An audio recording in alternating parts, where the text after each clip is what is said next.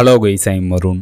அணுகுண்டே வெடித்தாலும் அழியாத உலகின் முதல் செயற்கை தீவை சைனா உருவாக்கிட்டு இருக்காங்க. அதை பற்றி தான் நம்ம இப்போ பார்க்க போகிறோம். இந்த மாதிரி புது அப்டேட் நீங்கள் பார்க்கணும், மறக்காம இந்த சேனலை சப்ஸ்கிரைப் பண்ணுங்க. இப்போ வாங்க டீட்டெயில்டாக பார்ப்போம். சைனா உருவாக்கும் செயற்கை தீவை எங்கே வேண்டுமானாலும் நகர்த்தி செல்லலாம். ஏன்னா இந்த தீவில் பாதி தண்ணீருக்குள்ள மூழ்கியபடியும் மீதி வெளியே தெரியும் வகையிலும் டிசைன் பண்ணப்பட்டிருக்கு. சைனா உருவாக்குற இந்த மொபைல் ஆர்டிஃபிஷியல் ஐலாண்டு செயற்கையான நடமாடும் தீவு. இதோட சிறப்பு அம்சமே இதோட பாதுகாப்பு தான். அணு ஆயுத தாக்குதல் நடந்தால் கூட அதை தாங்கி நிற்கும் வல்லமை இதற்கு உண்டு. இதற்காக இந்த தீவுல மெட்டா மெட்டீரியல் எனும் ஸ்பெஷல் மெட்டீரியலை பயன்படுத்தி தடுப்புகளை அமைத்திருக்காங்க. அதனால அணு ஆயுத தாக்குதல் நடந்தால் கூட இந்த தீவுல பாதிப்பு ஏற்படாதான். அது மட்டுமல்ல, மிகப்பெரிய நில அதிர்வுகள், கடல்ல எழும் 9 மீட்டர் நீளமுள்ள ராட்சச அலைகள், பயங்கரமான ஹரிக்கேன் போன்றவையெல்லாம் இந்த செயற்கை தீவு சர்வசாதாரணமா சமாளிக்குமா.